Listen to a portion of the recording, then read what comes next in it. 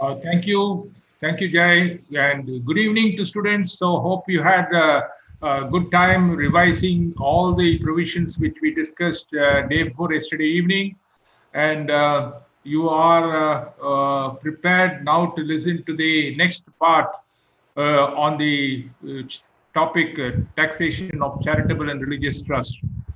Uh, you would recollect that in our previous session we came up to anonymous donations, thereby meaning uh, what is the tax treatment if a charitable or religious institution is going to collect some anonymous donation, how it will be charged to tax. We discussed that in our previous session in section 115 BBC of the Income Tax Act. And we stopped at the place where when we came to tax on accredited income.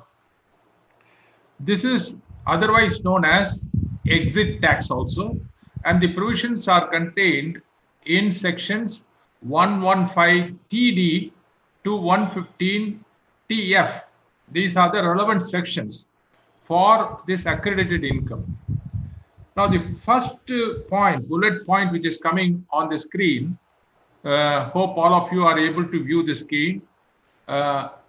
Now, you will find what is the objective. What is the objective of suddenly bringing in a group of, say, 5-6 sections, 115 TD to 115 TF? You see, the objective is very important. We must take time to understand the objective. A charitable institution was formed a few years ago, about 10 years ago. It is in operation, and it has been doing good service to the humanity. But over a period of time, it has accumulated its income and it is having a good corpus. But presently, there are no operations at all. The trustees are not in a position to devote their time to administer the trust and distribute it to the beneficiaries. So they have, in principle, made the trust a dormant trust. And when they make it a dormant trust, there is no income for the trust. And if there is no income, there is no application. But the trust is having a huge corpus.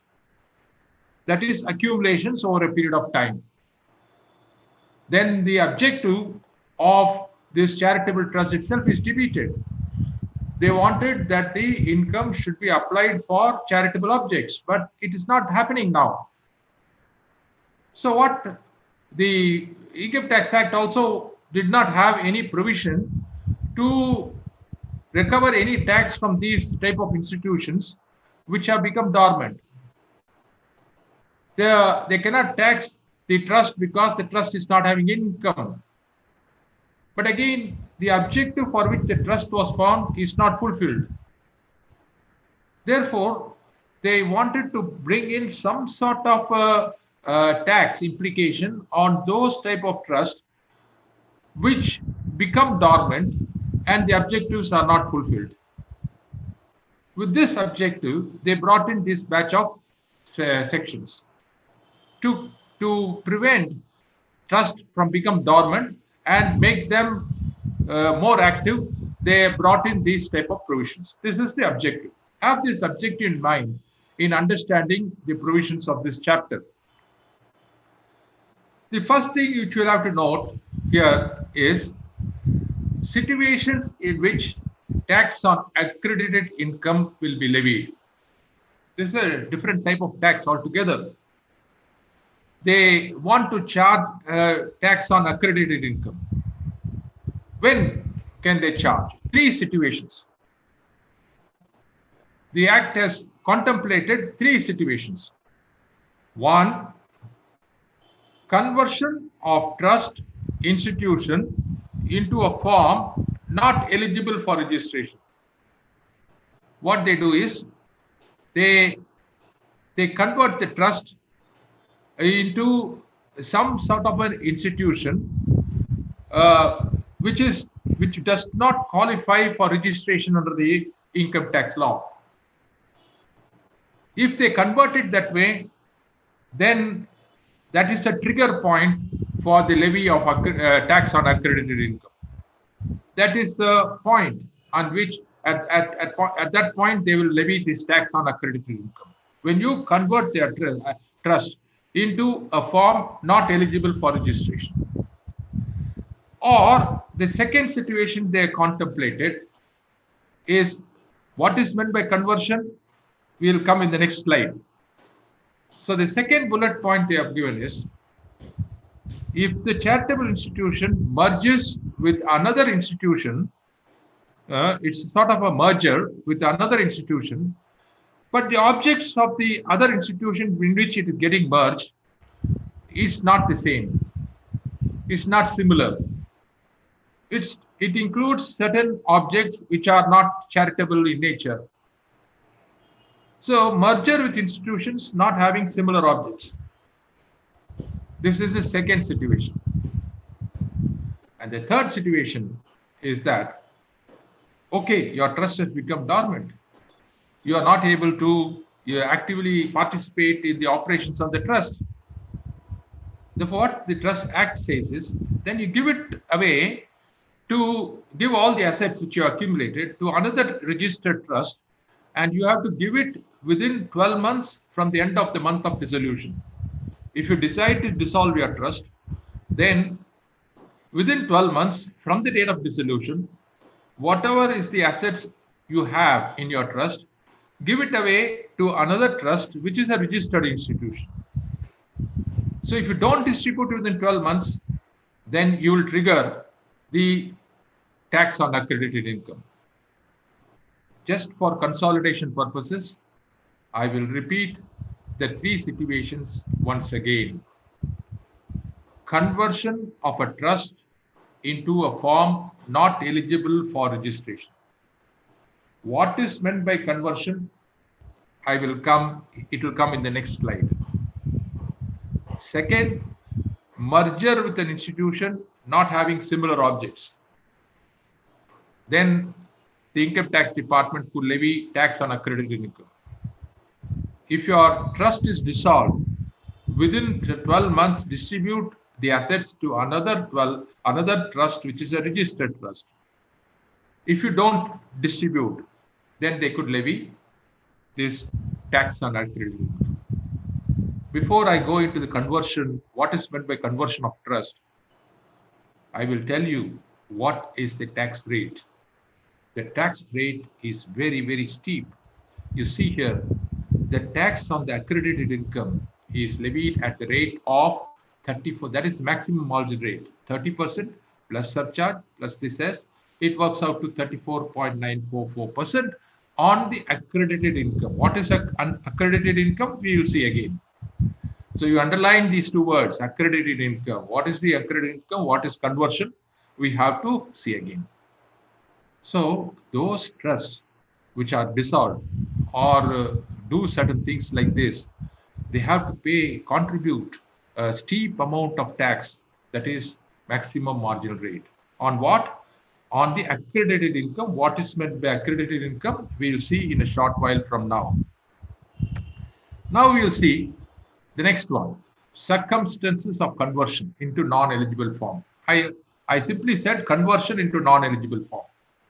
But what is meant by circumstances of conversion into non-eligible form? The first thing you will find here, registration is cancelled.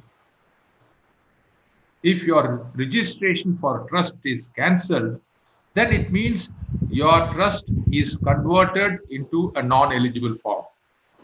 Okay, that is one situation.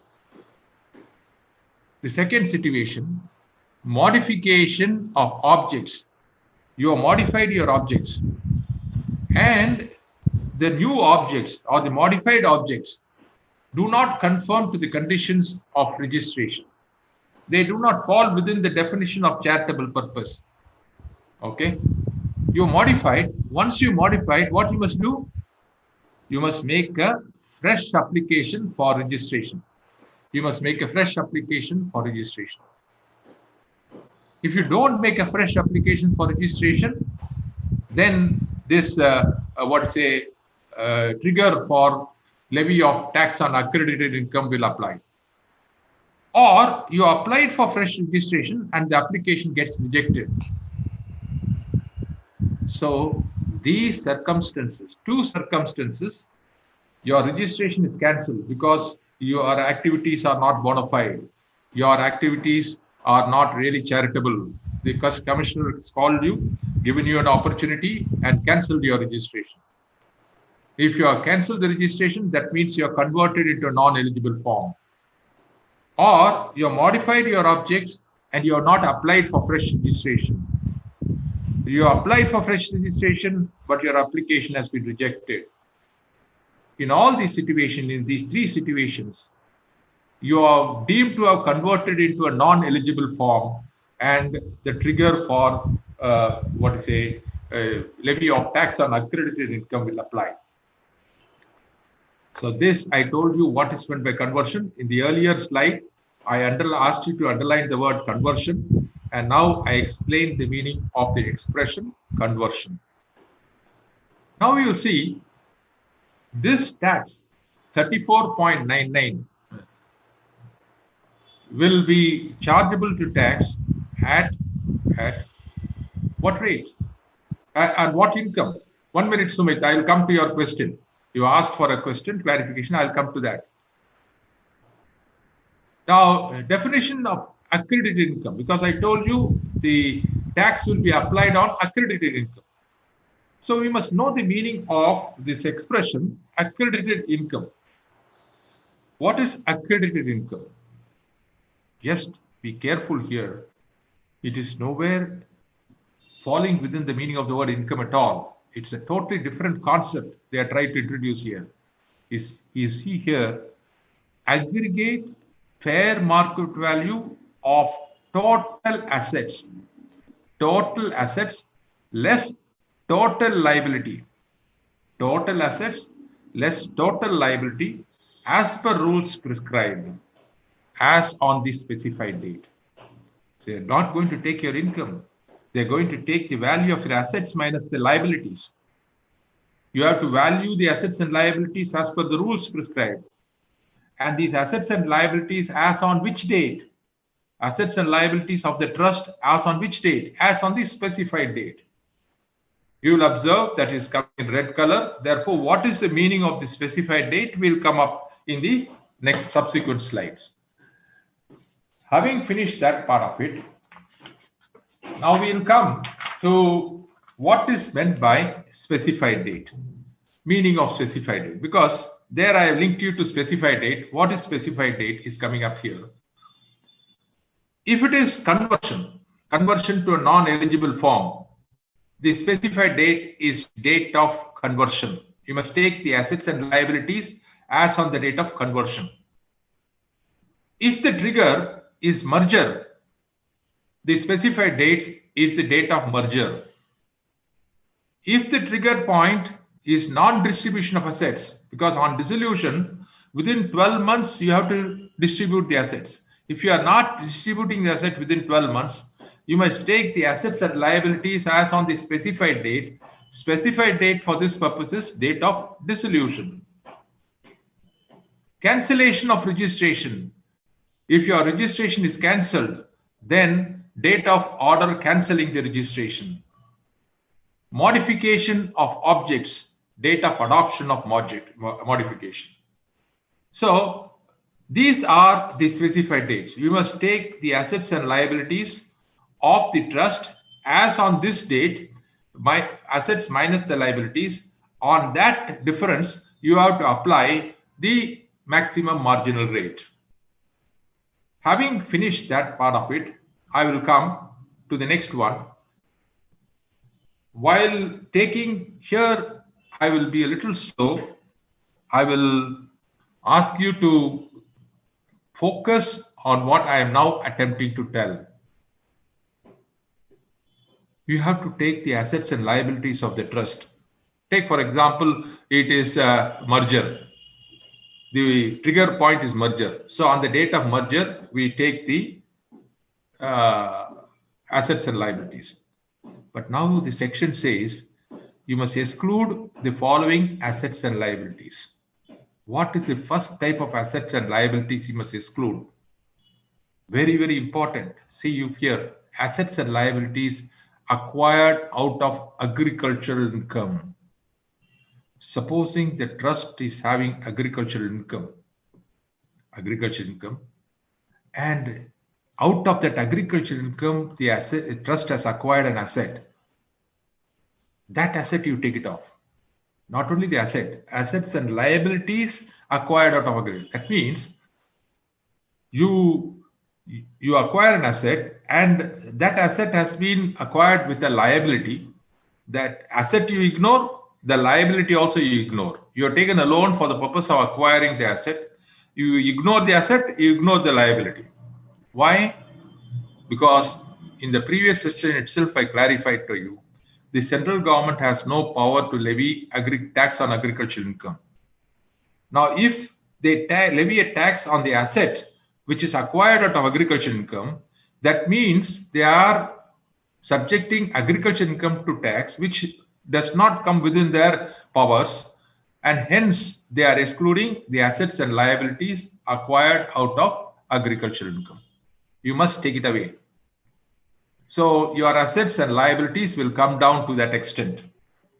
Hope you understand the reason for excluding assets and liabilities acquired out of agricultural income.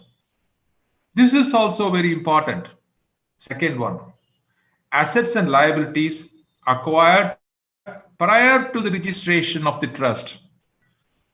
You would recollect in my previous class, day before yesterday, I explained to you, you have to apply for registration of a trust to get exemption under the income tax law. You have to apply. Now, did I tell you that you have to apply it within 3 months or 6 months or 8 months or 1 year from the date of registration of trust? I clarified for you, there is no such time frame. You could apply for registration at any time.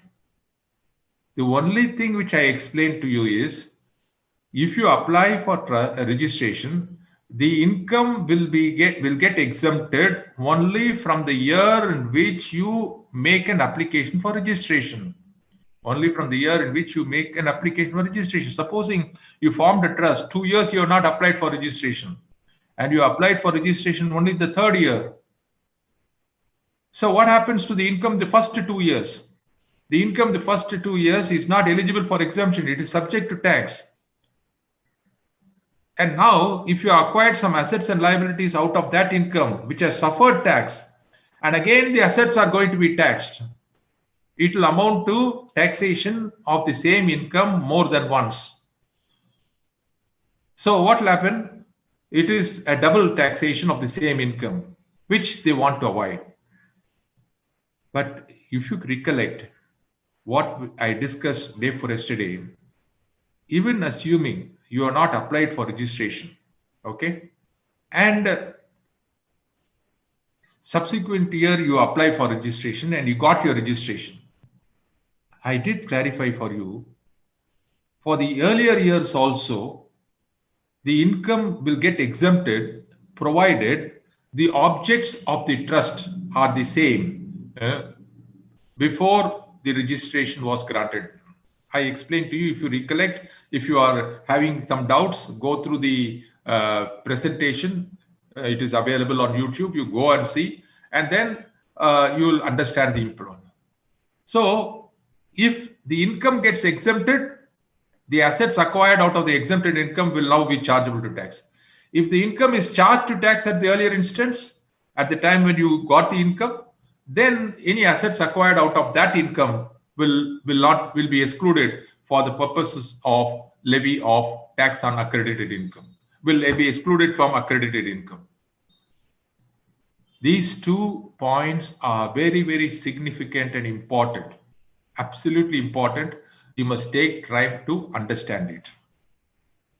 That is why, see, I brought it out in red color. As I told you, the significance of red color is to tell you, draw your attention, to tell you something which is very important. Assets and liabilities transferred to a registered institution within 12 months of dissolution. See what happens. The Act says after you dissolve, within 12 months, you transfer it to another registered institution. It's okay. So if you have transferred some assets to a registered institution within 12 months, then those value of those assets which you have distributed, the value of those asset liabilities which you have distributed to which you are given to another registered institution will get reduced naturally. Of course, you are complied with the provisions of law, therefore you need not be penalized. So three exclusions are there, three very significant, important exclusions. Assets and liabilities, both, are acquired out of agricultural income. Assets and liabilities acquired prior to registration of trust. Assets and liabilities transferred to a registered institution within 12 months of dissolution. Hope you are with me. Very important. You go stage by stage. Earlier, I said when the trigger point, I explained specified date. And then when I came to accredited income, I said accredited income means fair market value of assets minus liabilities as on the specified date. What is specified date? And how to calculate, take assets and liabilities also I have considered. Liability to exit tax. When should you pay this exit tax? Okay, it is payable by the trust or institution even when no income tax is payable on its total income. See, you would all remember there was a provision in the income tax known as additional income tax. Additional income tax, they called it.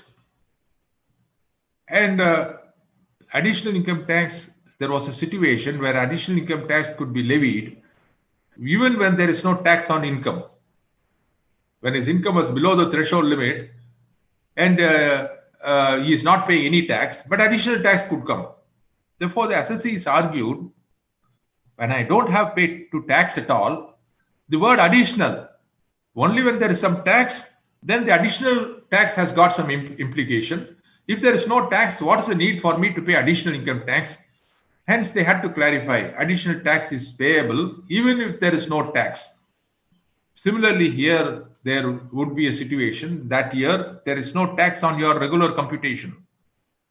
But the Act very specifically clarifies, even if there is no tax on the income of the trust, because absolutely it's a defunct trust, there will not be any income.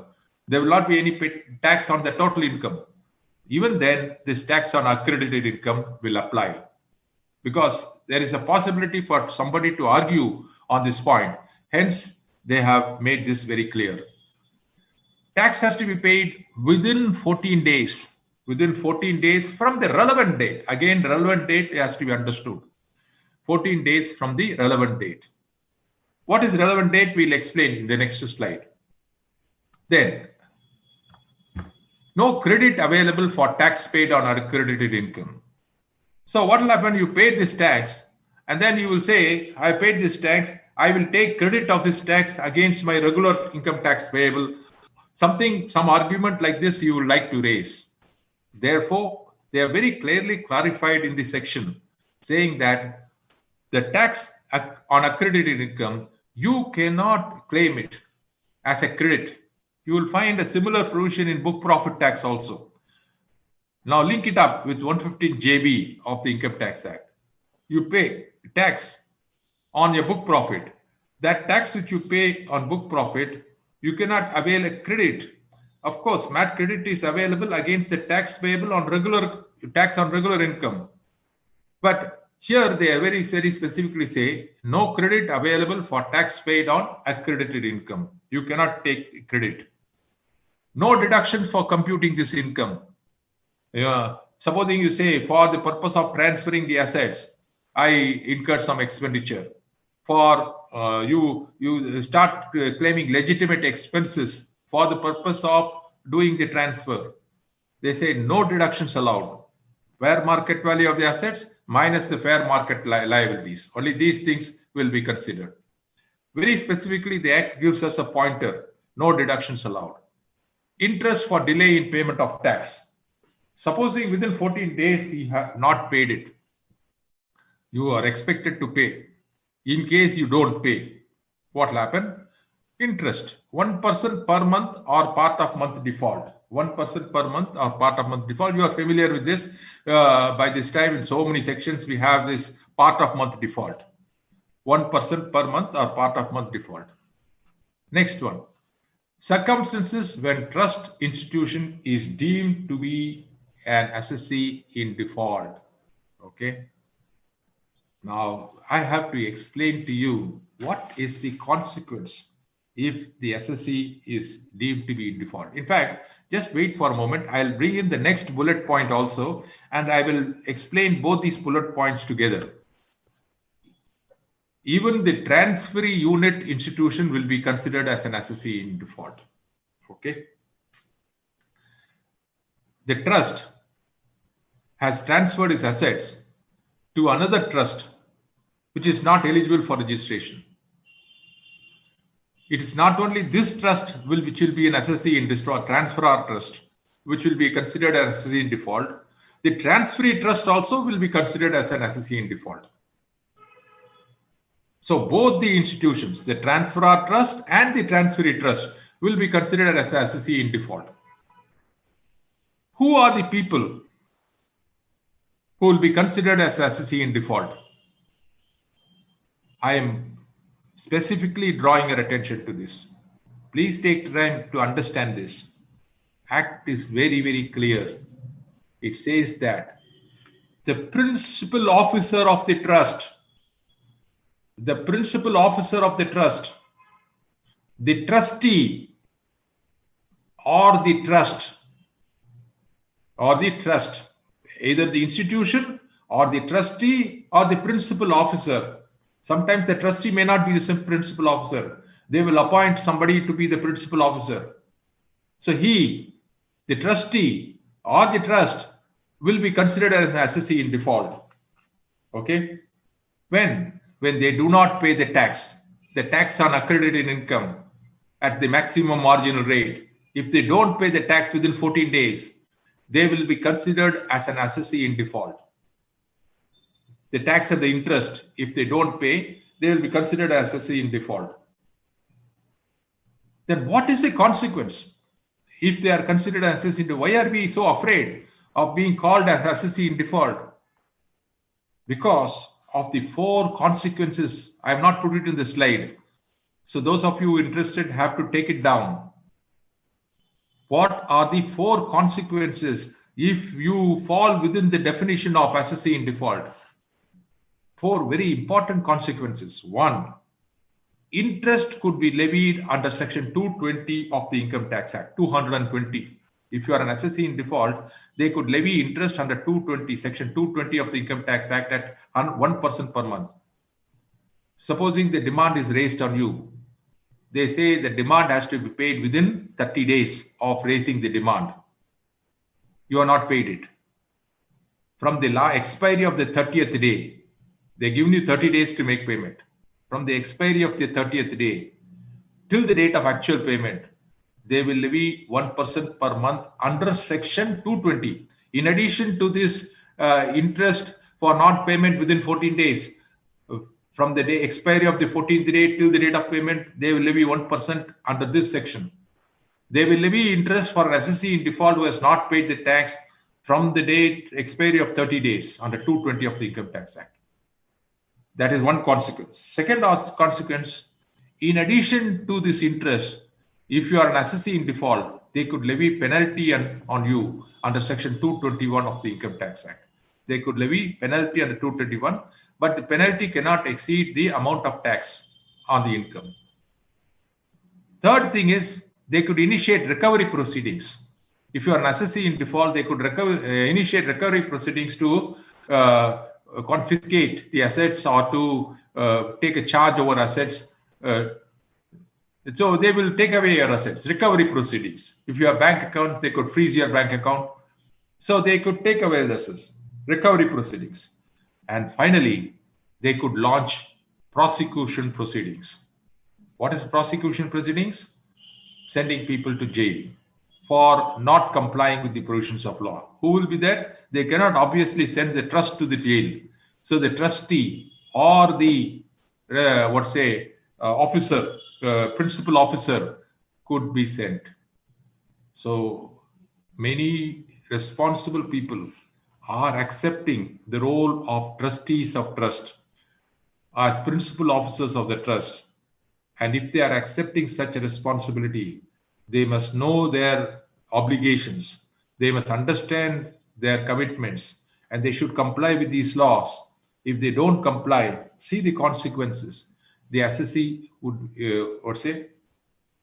uh, they will be treated as assessee in default, and 4 important consequences will apply.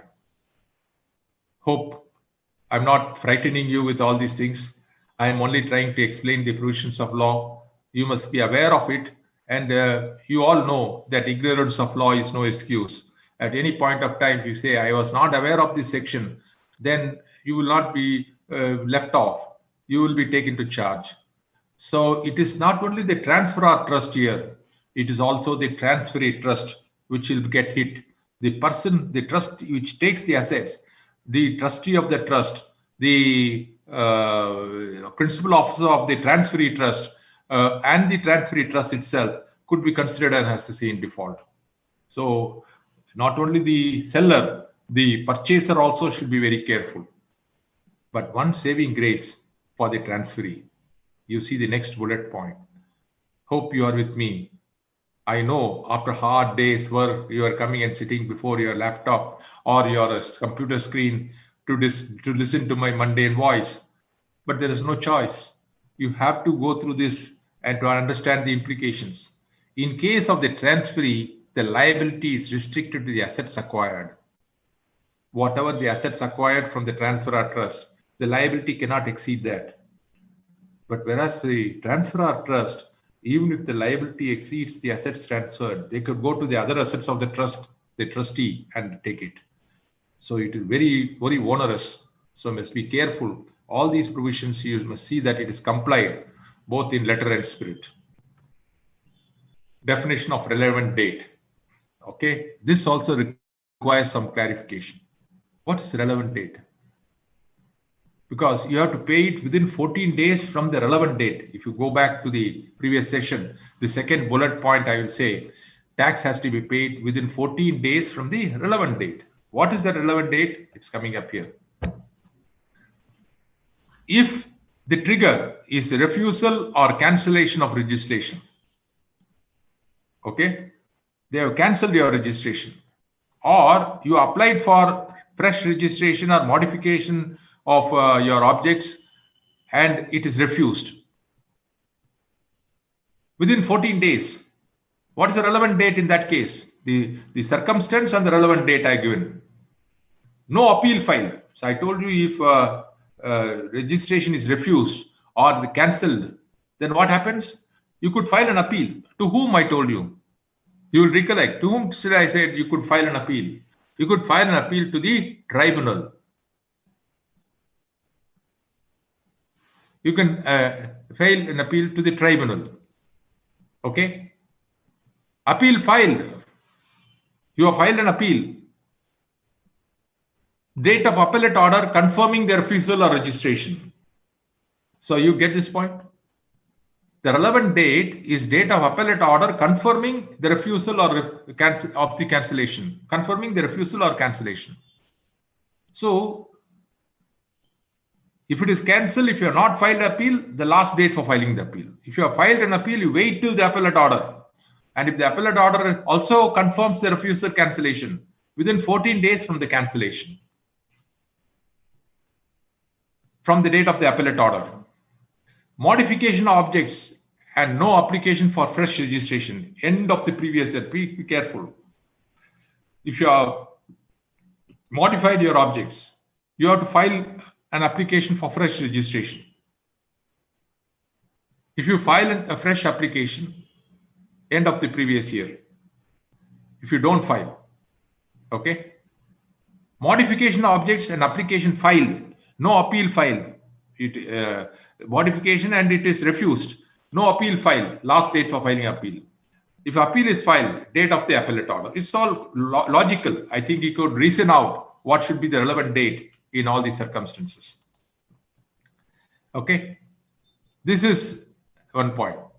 Now, continuing the relevant date, merger with an entity not having similar objects, date of merger, assets not registered to other registered institutions within 12 months of dissolution, date on which the period of 12 months expires. See, this one you be a little careful. What is the trigger point? Trigger point is date of dissolution, the fair market value of assets and liabilities on the date of dissolution. But when does the tax liability accrue? Tax liability accrues only at the expiry of the 12 months, because they give you 12 months to distribute the assets after dissolution. So they have to wait for a period of 12 months. And 12 months is over, you're not distributed assets, you have to pay the exit tax. Within 14 days from the expiry of 12 months, you have to pay the exit tax. So the relevant date is quite logical. Instead of trying to load your memory, what you could do is you could reason it out. And if you reason it out, you get a logical answer. So date of the relevant date is important. Okay. Having explained that part of it, before I go into the next slide, definition of accredited income, I want to take you back, okay, to this particular point.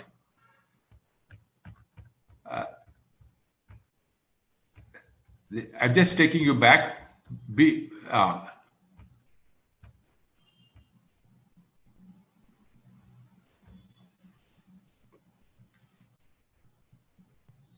Registration is cancelled, I told you. You must link it up with what I discussed in my previous session.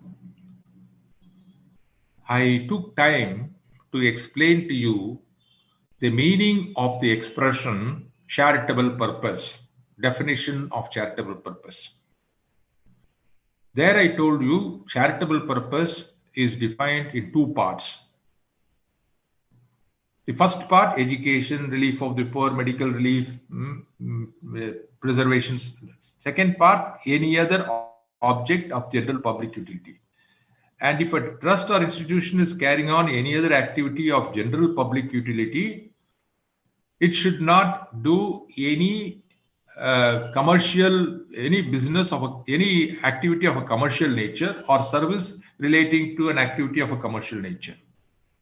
If it does, it ceases to be a charitable purpose. However, they draw out an exception saying that you up to 20% of your gross receipts. 20% of the gross receipts, it will be. They permit you. If it exceeds 20%, then the income will be chargeable to tax. The benefit of the exemption will be denied. This is what I said. But there also I clarified for you, will the registration be cancelled? If you go back to that slide, you'll find there I put a bullet point. I will come back to this area when I discuss exit tax in my next session. If you go to the slide, if you see that slide, I will say refer to exit tax, refer to this provision when we discuss about exit tax. See what happens here. If the registration gets cancelled because you cross that 20%, which one will get triggered? It amounts to circumstance of conversion. Once the registration cancelled, it is a conversion. And if it's a conversion, then exit tax will come. And that is why once you cross that 20%, that is from the commercial activity, if you cross 20% of the gross receipts, your registration will not get cancelled, but the income will be subject to tax. And that's why they said that the registration will not get cancelled. And that's why in my presentation, I put a bullet point there. I will come back to this when I explain exit tax, because exit tax is triggered when your registration gets cancelled. And they will not cancel the registration because you cross that 20% limit. And this is the point which I wanted to explain. I explained it now, and I go back, go to the place where we stopped.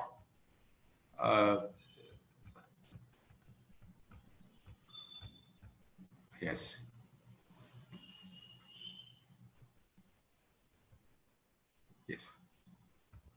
Aggregate fair market value of total assets less total liabilities as per rules prescribed. I told you what assets you must exclude, what agricultural income, assets acquired prior out of income prior to the registration of the trust, distributed assets, all these things exclude. Now you have to tell how to value it. Now we come to this. From now onwards, it's fairly simple. Those of you who have done valuation of shares in your accounting, financial reporting, and all, this is very simple. So you could just glance through this slide and you could understand the importance of it and the implications. Fair market value of total assets shall be aggregate fair market value of all assets reduced by, okay? In your asset side of your balance sheet, you will find income tax paid, TDS, TCS, advance tax. Don't take it as assets. Very specifically, all assets reduced by these assets. And these four compartments of tax, advance tax, income tax paid, TDS, TCS, and advance tax, as reduced by any income tax refund. If you are entitled for any refund, which is shown as a liability in your balance sheet, which is figuring in your balance sheet, you reduce the refund. If you reduce the refund, the balance of tax, TDS, advance tax will not be considered as an asset. Don't take it as an asset. Similarly, unamortized amount of deferred expenditure not represented by any asset. You have some preliminary expenses, you have some pre-operative expenses, we have some deferred revenue expenditure. The concept of deferred itself is gone, but still if you have some unamortized expenditure, don't consider it is not represented by any significant asset, any underlying asset, then you don't take it as an asset. Fair market value of quoted shares. Now, you have the trust is having some shares in a listed company. Now, this will trigger a question in your mind. Sir, can a trust invest in the shares of a company? Is it one of the eligible investments? Answer that question, it is not an eligible investment. But the trust could acquire some shares as a donation in kind given by some donor. The donor has got some shares, he gives it to the trust. Some listed shares, quoted shares. Now, if he gives the quoted share and the trust takes it, and the trust could retain it for some associated period. So, if they are having such type of shares, so what is the fair market value? The rules prescribe average of the lowest and highest price quoted on the specified date. Go to the stock exchange, quotation. What rate it is quoted? Take the highest rate for the day, for the specified day. Take the lowest rate, do an average of it. Because in the same day also, the prices can go up and down. For example, today if you take the market went up by 500 points in the morning and came down to 50 points in the evening. So the prices can go up and down like this on a specified date. And if it goes up and down like this on a specified date, you take the average of the rate. Fair market value of unquoted shares. Supposing they have unquoted shares, there they give you a formula where the value is A plus B minus L into PV by PE. That's very simple. I need not explain to you at all. You could understand where the A is given. Now, please be careful here. I am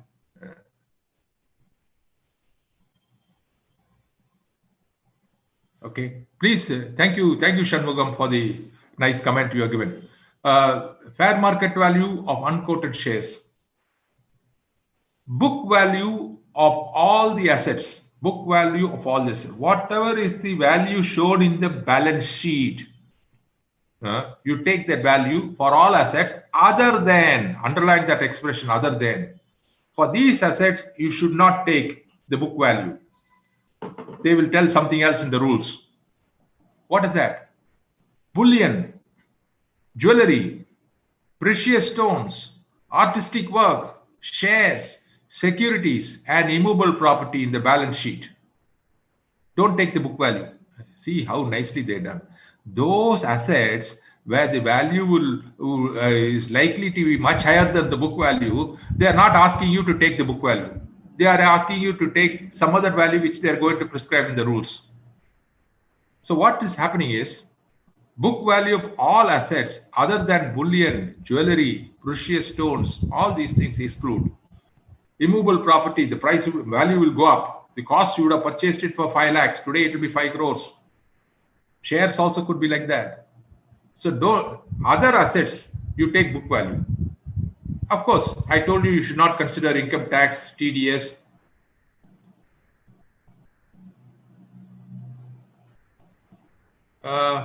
Neil, I'll come to that. What will be the calculation if subsequently the shares are sold by the trust?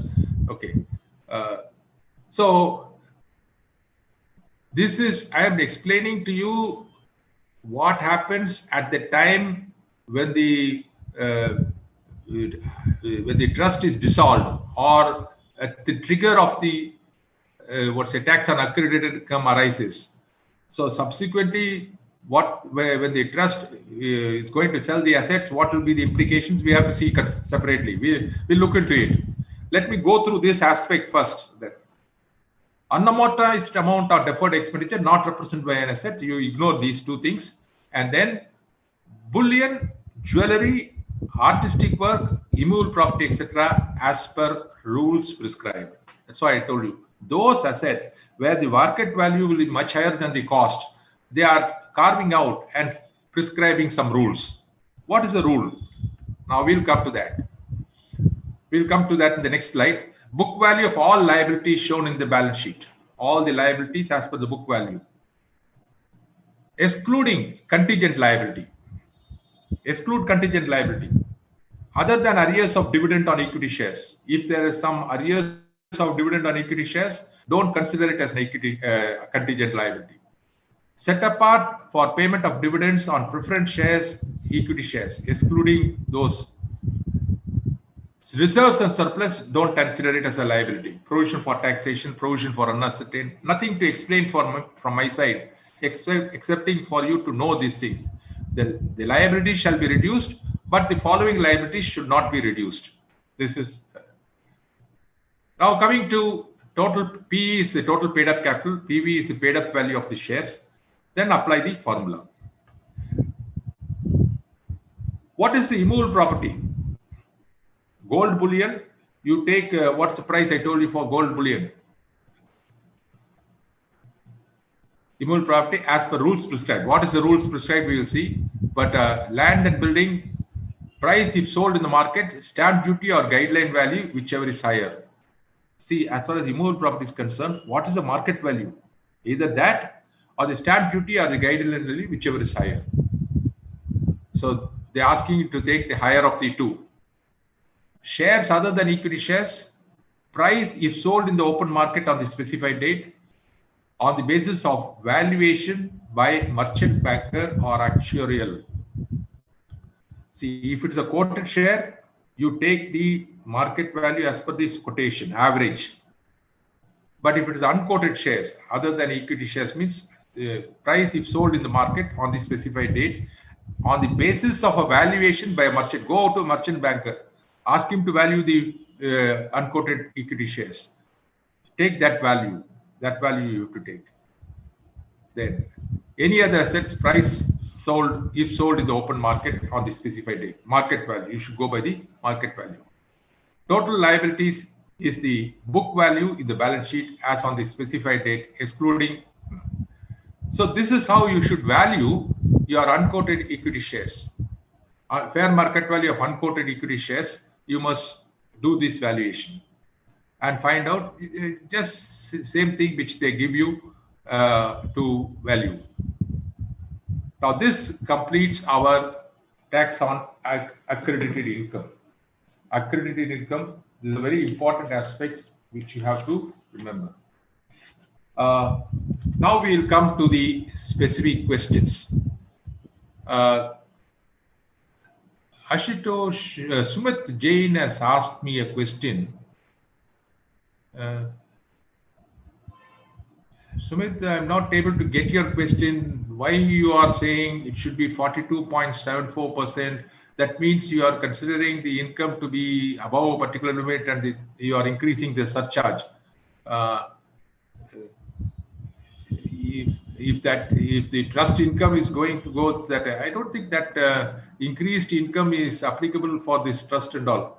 Anyhow, let me check and come back. You asked a very pertinent question. Let me check and come back during the break. I will check that up and come back to you. As far as the maximum, I have given in my slide the maximum marginal rate as 34.944%. But Sumit Jain has asked me a very pertinent question. Sir, why should it be 34 point? Why can't it be 42.74? Because if you go by the highest slab rate surcharge, then it could go up to 44 cents. I will check on this and come back to you.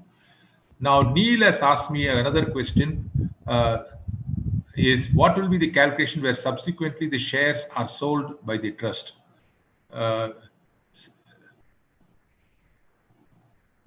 Okay.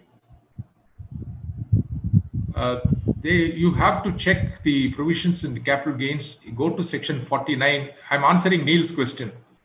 I hope all the other participants are also able to view the questions. So I will repeat the question for better clarity. Neil has asked me a question. What will be the calculation where subsequently the shares are sold? Because the shares are subject to exit tax now. Again, if you are going to ask the trust to pay tax at the time of sale on the capital gains, it will amount to tax in the same income twice. So he is asked a very pertinent question. You must refer to section 49 of the Income Tax Act. 49 of the Income Tax Act says situations where you have to take the cost of the asset transfer. Whether they have amended section 49 after the introduction of exit tax, saying that the market value of the asset, which was considered for the purpose of exit tax, should be considered as a cost at the time of subsequent sale. If they have mentioned it that way, it is correct. It is justified. If they have not mentioned it, then I'm afraid then the original cost itself will be taken as the cost, and the same income will be taxed twice. So this is what you should. So this question, and as far as Ashutosh Panda is concerned, he is asked if the trust gets converted into 1023C institution, will it be liable for exit tax?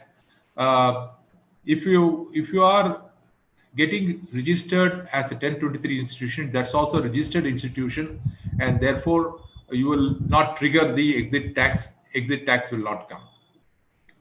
I have answered all the questions of late. The last question which has come is Padmanabhan.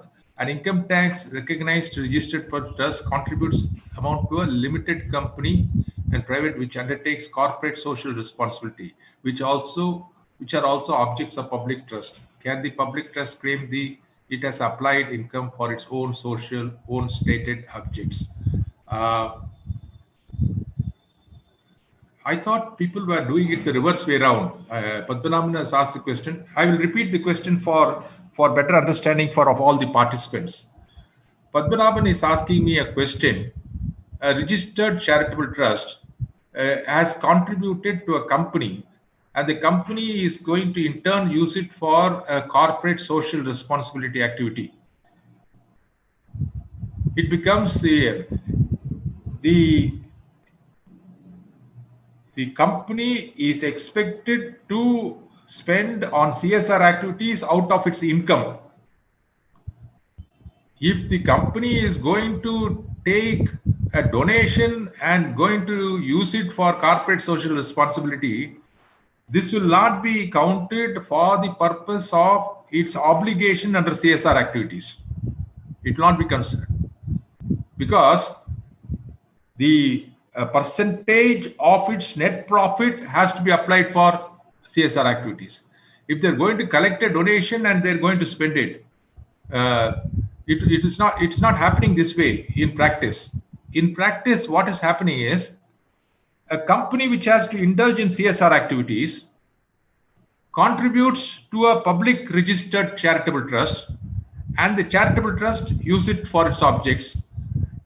The objects of the charitable trust falls within the definition of CSR activities, then the company can treat it as CSR activities, and the trust also treats it as charitable activities. It is possible. That is happening.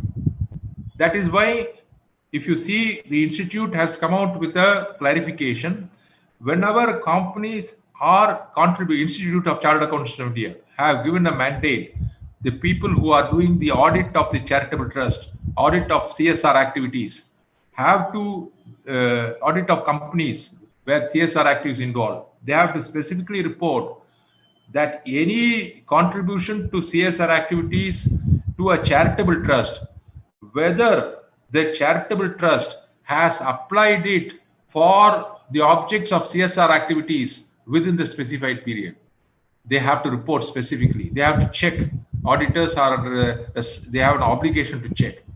So, Padmanabhan, I don't think the way you have put the question is happening in practice. The reverse way it's happening. A company which has to do CSR activities, instead of they themselves doing the charitable activities, CSR activities, they give it to a charitable trust. The charitable trust object is also falling within the meaning of CSR activities. They spend it for that purpose. Yes, so long as the end use is supplied, it will be treated as CSR activities for the company. It will be treated as charitable objects for the charitable trust also. That is happening. But whereas the reverse way, it is not happening. So this is what is the point. Now we'll come to the next aspect as regards. Now we'll come to this benefit definition of specified person under 13.3. Very important. I've told you that a trust cannot give a benefit to a specified person. If the trust gives a benefit to a specified person, then the income of the trust will be charged to tax. They should not give a benefit to a specified person, exception only one thing which I told you. If a trust is running a hospital or an education institution, and if they give a benefit to a specified person, the trust will not lose the exemption, the trust will not be chargeable tax, but the value of the benefit which is given to the specified person will be charged to tax. But here, for other than the hospital or education institution, if a trust is going to give a benefit to a specified person, then that benefit will be charged to tax. At what rate, I'm going to explain right now.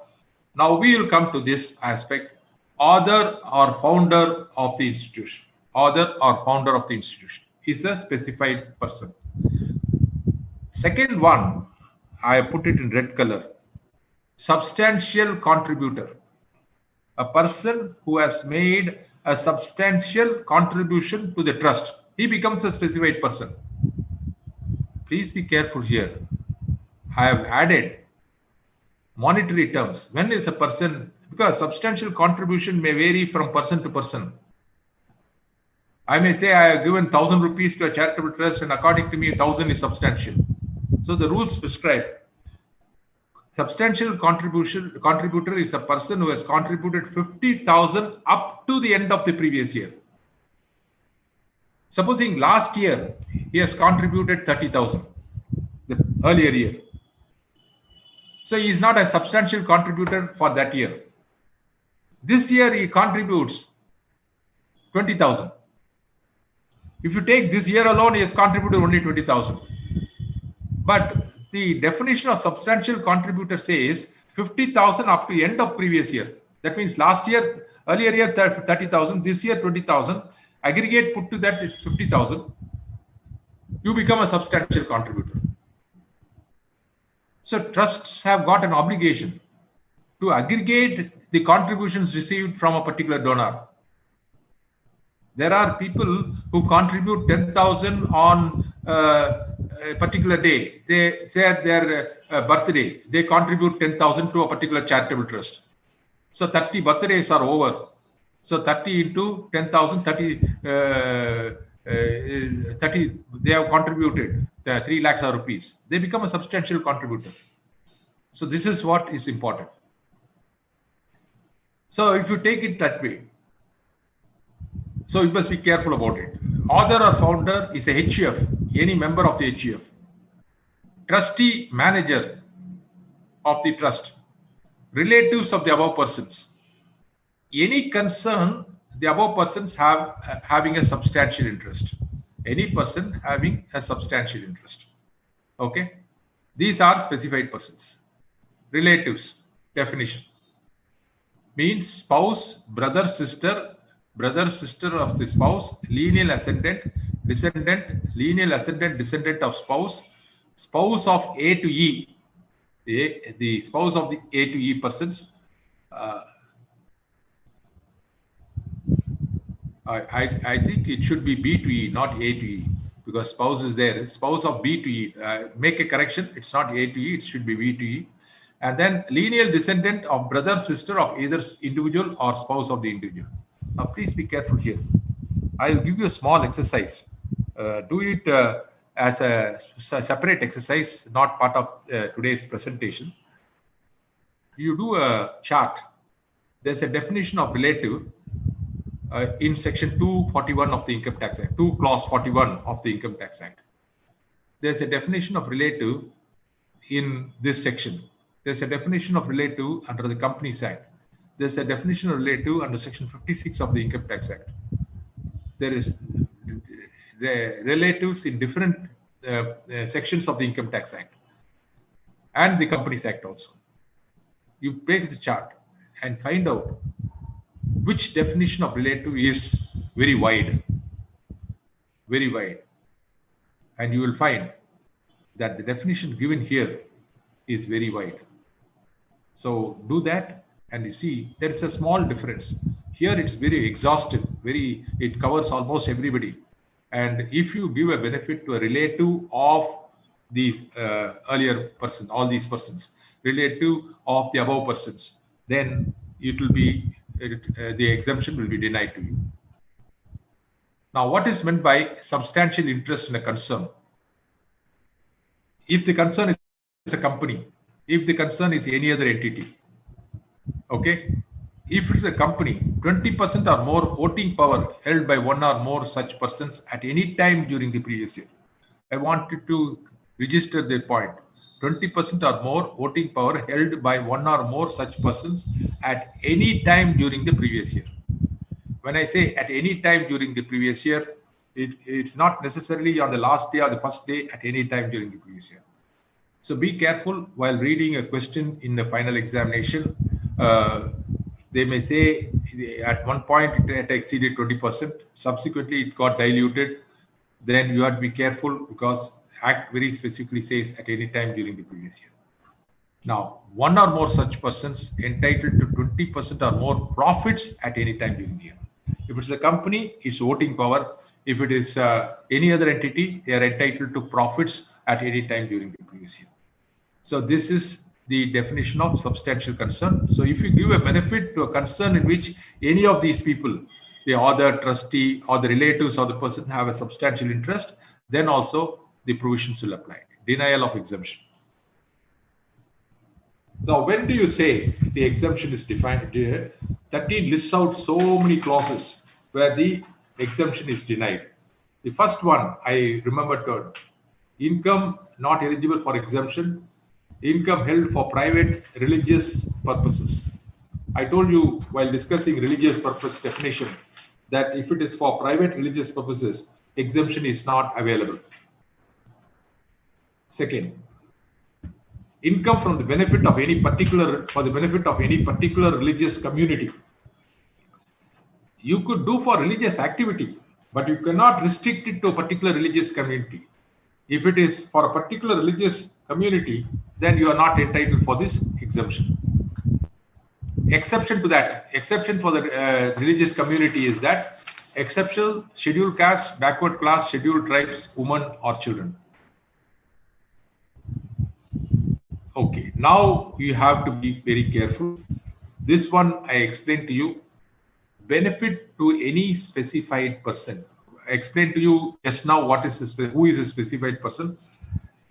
If it is created after 31st March 62, if the trust is created after 31st March 62, if there is a clause in the trust deed that the specified persons will be entitled for a benefit.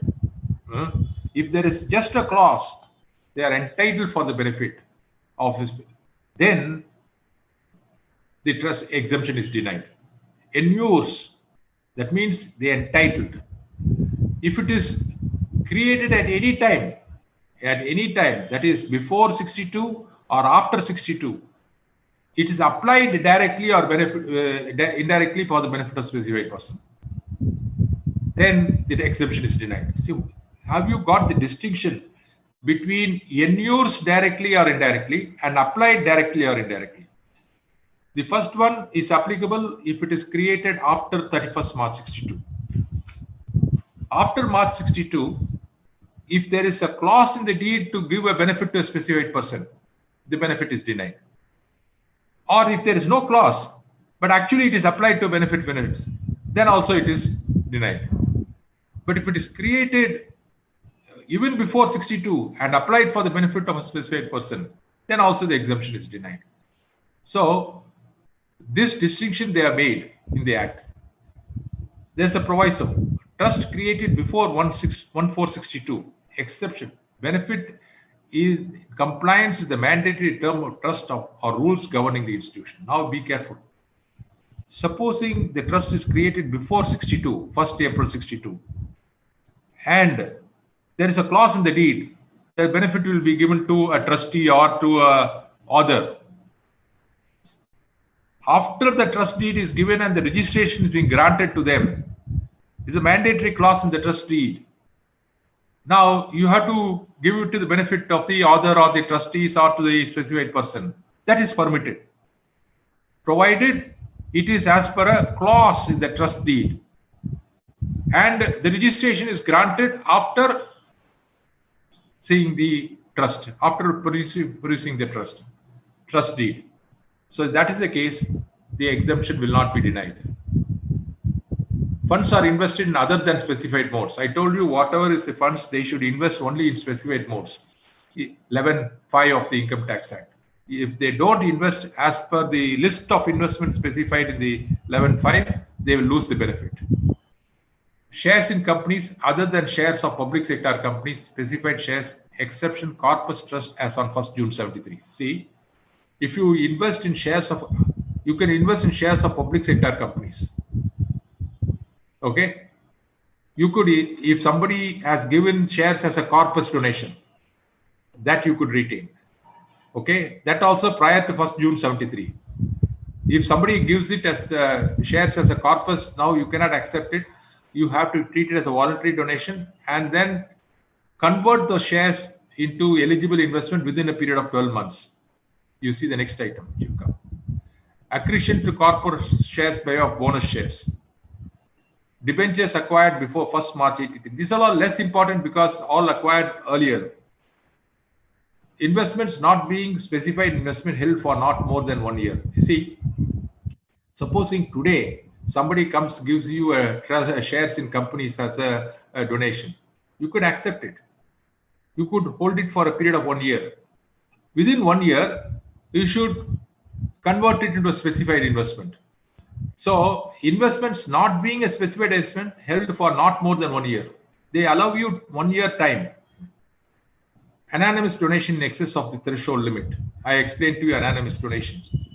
Denial of exemption for carrying on an object incidental to objects of general public utility. See, charitable purpose delivery. If they carry on some commercial activity and if the income from the gross receipts from the commercial activity exceeds 20% of the gross receipts, total receipts, then the exemption will be denied. So these are the provisions. Now, before I go into the next aspect, I will tell you at what rates it will be chargeable to tax. Okay. This I have not put in the presentation. Kindly, you may have to take it down. I have not put this part of my presentation in the PowerPoint. So I am specifically drawing your attention to this. Okay. First, imagine a situation where the trust is not granted registration. You apply for registration and the registration is refused.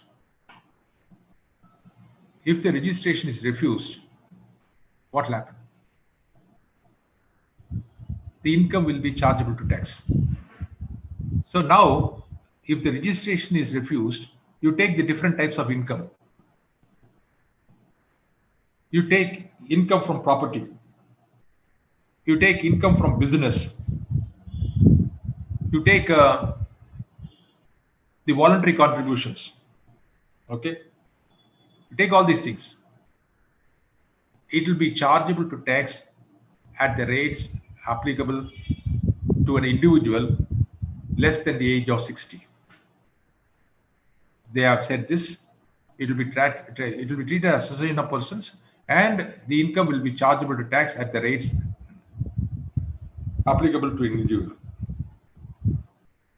Now, if the trust is granted registration, but it violates some of the conditions. What are the conditions? It gives a benefit to a specified person. Or it gives a benefit to a specified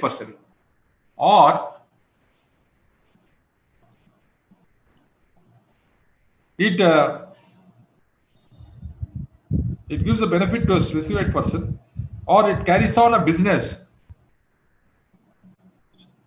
So those income will, or it makes an investment in non-specified assets. Those income will be chargeable to tax at the maximum marginal rate. These two types of income, benefit to a specified person, other than institution carrying on educational activities or hospital, the income will be chargeable to tax at the maximum marginal rate. So you must be careful about two violations. The two violations are benefit to a specified person and investments in non-specified assets. If you do any of these two violations, the income will be chargeable to tax at the maximum marginal rate. If you violate the other condition, like carrying on incidental business and income exceeds the threshold limit, that is gross receipts exceed 20% of the total receipts, then it will be chargeable to tax at the rates applicable to an individual. So where are these things provided? It is provided in section 164 of the Income Tax Act. In 164, or go to 164 of the Income Tax Act, you will find the relevant provisions. So please be careful. If you violate the conditions, at what rates it will be chargeable to tax is given in section 164 of the Income Tax Act. We have come up to this point, and now we come to illustrative list of benefits. What benefits you could give to a specified person? Loan without adequate interest or adequate security. So you cannot visualize what type of benefits we could give. If the charitable trust gives a benefit to a specified person without gives a loan without adequate interest or adequate security, that's a benefit. Use of property without adequate rent. Excess payment for services. The specified person will render service and you pay more than the reasonable amount. Inadequate remuneration for services rendered. Okay, the trust is rendering some service. Okay, and they are not collecting inadequate remuneration for that. They are not collecting adequate remuneration for that. Excess payment for purchase of property. Inadequate consideration for property sold. All these things will be considered as benefits. Diversion of income or property exceeding 1,000 rupees. See, whatever income which is ought to come to the trust, you divert it to the specified person. So then also it's a benefit. Investment in substantial interest and concerns. Of course, investment, there's a small threshold limit they are given. You check the Income Tax Act for that purpose. Otherwise, you cannot invest in concerns where you have got substantial interest. So these are the benefits. This is only illustrative list. Please take the heading. I have not said it's an exhaustive list. Illustrative list of benefits.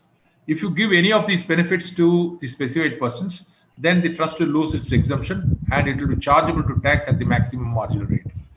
A severe penalty is given for trust if they invest other than in investments, eligible investments, or if they give a benefit to a specified person.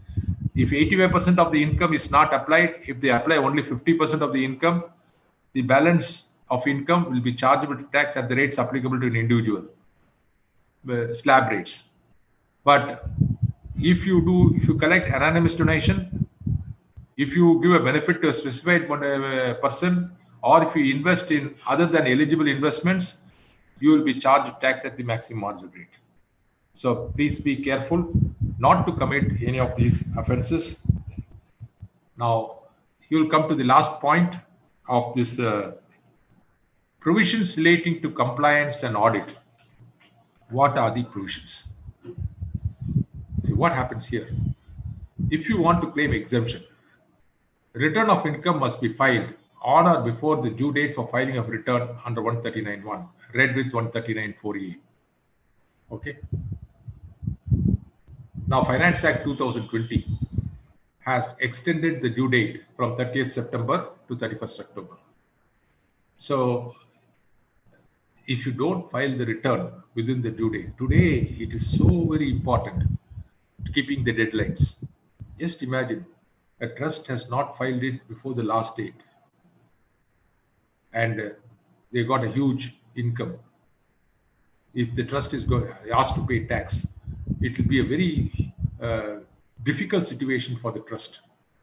And if you are the chartered accountant who are doing the audit of the trust, just a few months before the last date itself, start sending mails to the trustee, to the trust, explaining that they have to complete and file the return within this date.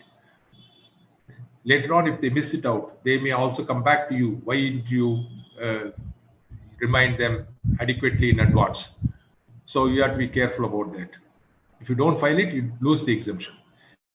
If total income before giving the exemption, see, of course, you are under an obligation to file a return only when your income exceeds the threshold limit. But income will not exceed the threshold limit because the income will get exempted. Therefore, they say you have to file a return if the total income before giving the exemptions under 11 to 13. If they give the exemptions, the entire thing will get. Then audit report in prescribed form 10B must be submitted 1 month prior to the specified date. That is, specified date for filing of return. 1 month prior to the specified date for filing of the return, you have to file the audit report in form 10B. Same thing has happened for tax audit also. 1 month prior to the due date, you have to file the tax audit report. Similarly, they say this form 10B also has to be filed 1 month prior to the specified date. Specified date is the due date for filing a return, that is 31st October. Application for deemed application of income has to be filed on or before the due date for filing of return. I told you, the deemed application of income, you are not able to spend 85% of the income for practical reason. The practical reasons I told you, reason number one, situation number one is non-receipt of income. Situation number two is or any other reason.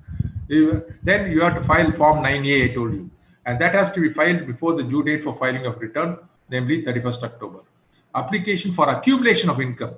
In the previous class, somebody asked the question, the difference between deemed application of income and accumulation of income. Accumulation is for a specific projects or the objects of the trust more than 15% if you want to accumulate. Must be filed on or before for due date for filing of return. All these things are there in there. Now, the next part, we have to go into the universities, the 1023C institution. Can we, if you have any questions on this, I think most of the questions which have been put to me have been answered. Can we take a break now itself and come back in 5-10 minutes? Or if there is any questions, or we'll do one thing.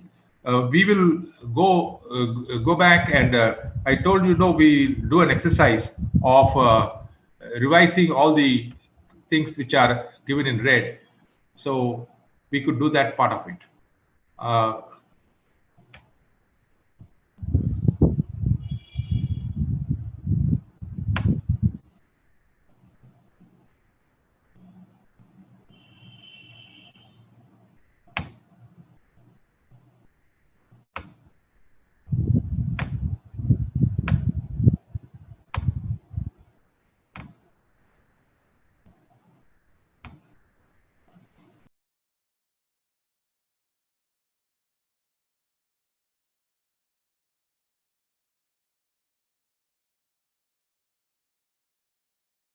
share screen. Yeah.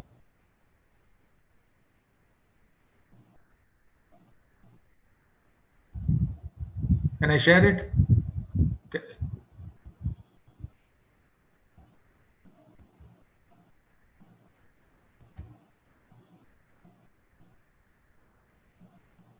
Jay, can you share the screen for me?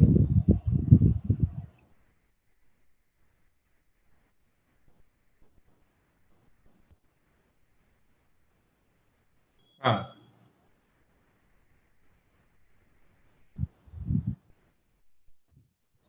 yes.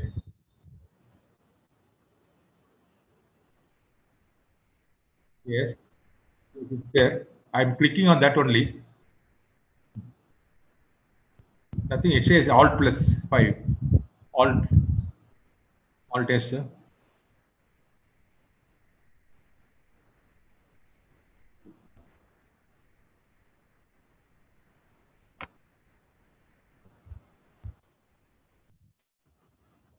I think my downloading of the thing itself has closed. 1 minute.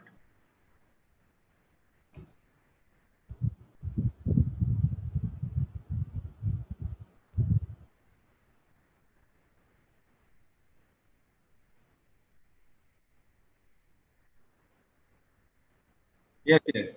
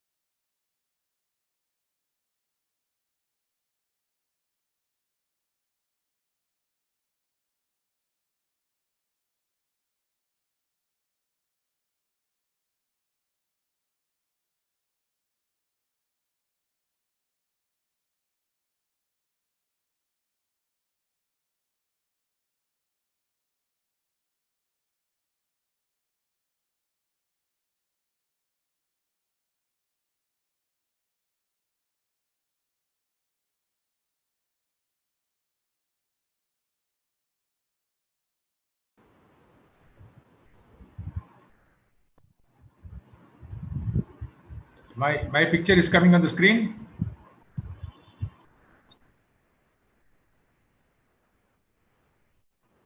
I am not able to see mine.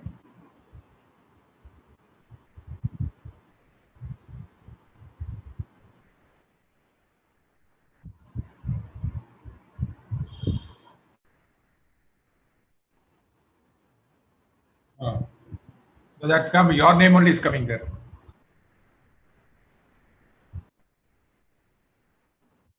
Yes.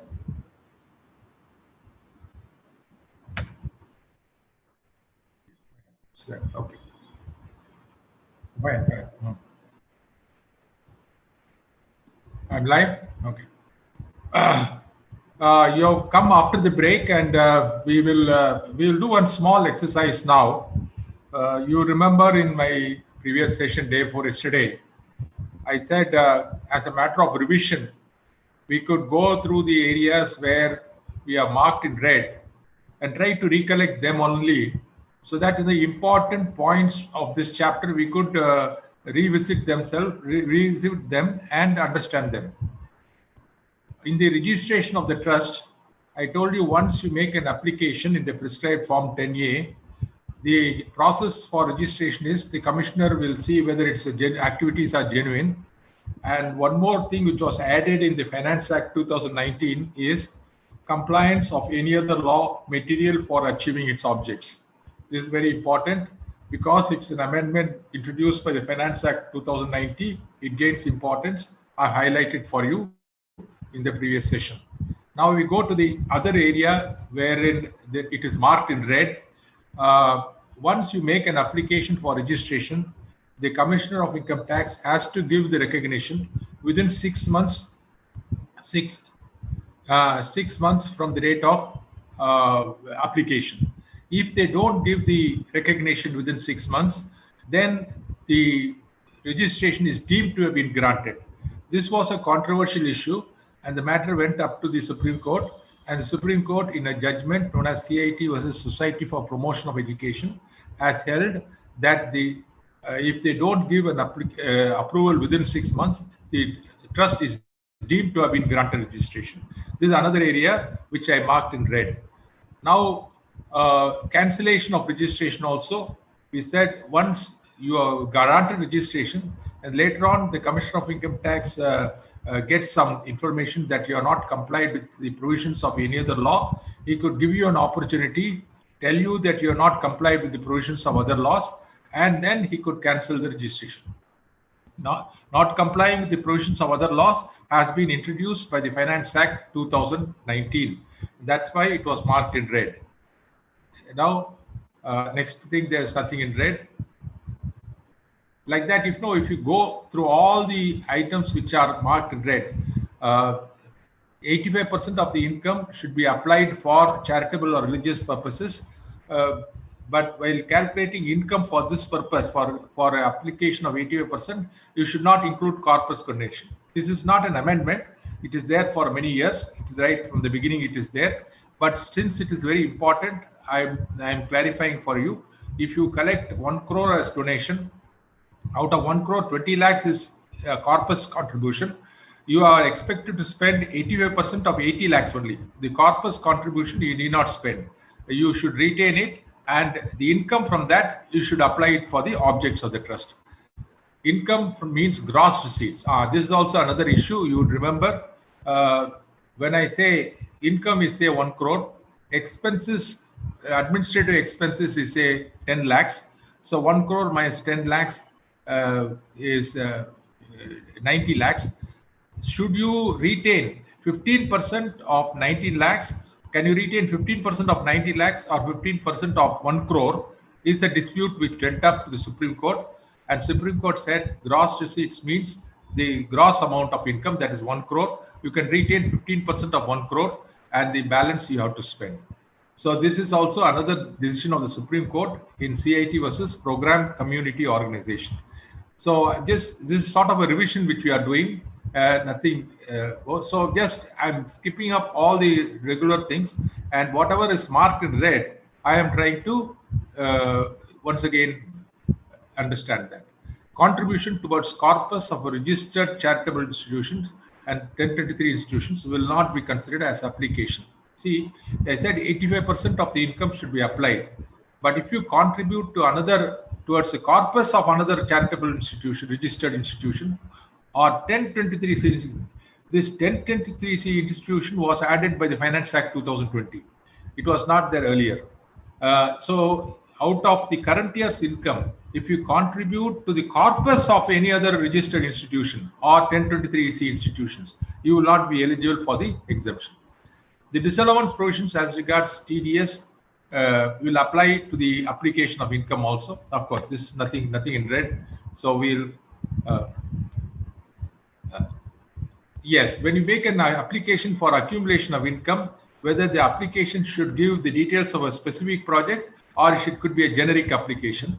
The Delhi High Court in Bharat Krishak Samaj has held that it could be a general application. There I told you that practically we may take a different view, but still theoretically from the examination point of view, you can quote this Delhi High Court decision and said, when you make an application for accumulation of income, you could give a generic reason like, I want to accumulate more than 15% of my income for the purpose of the objects of the trust, you can say.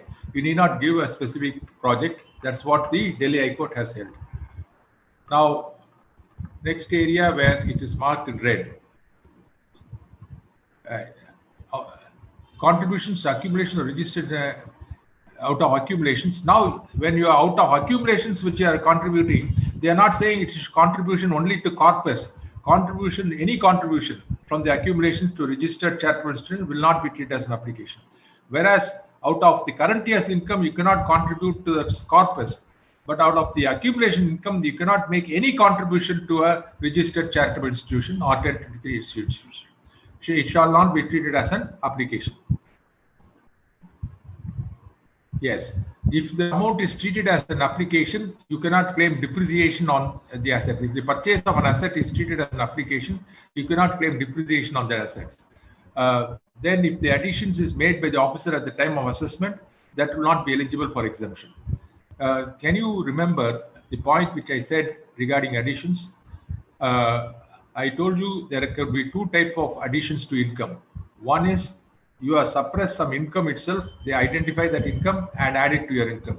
Second thing is you have income some expenditure which they are not considering because of non-TDS or non-genuine expenses. If they are disallowed the expenses, then what will be the situation?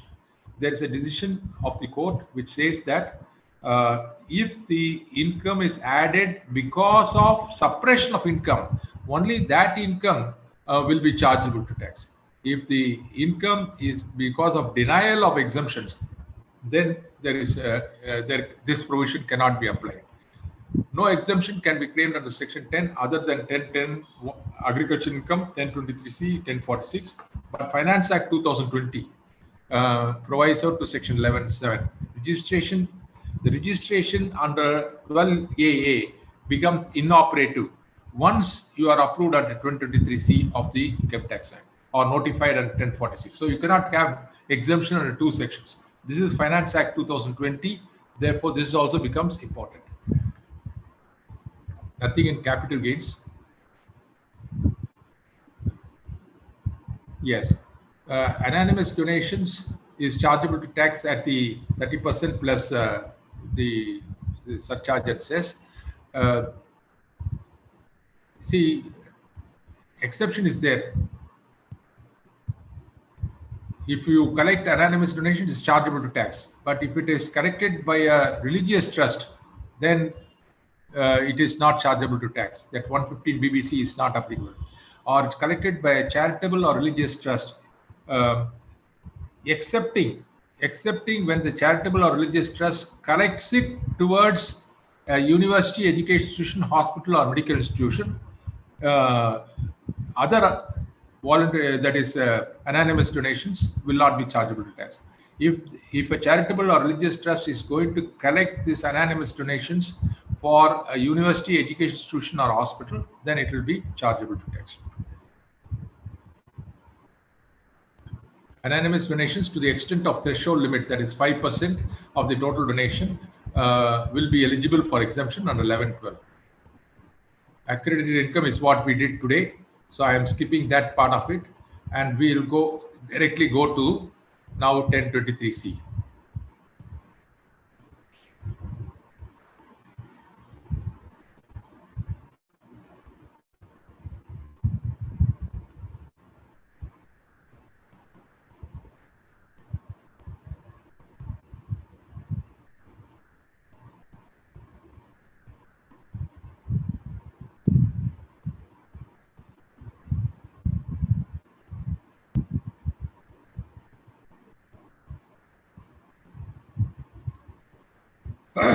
Now we are going to the other limb of this topic.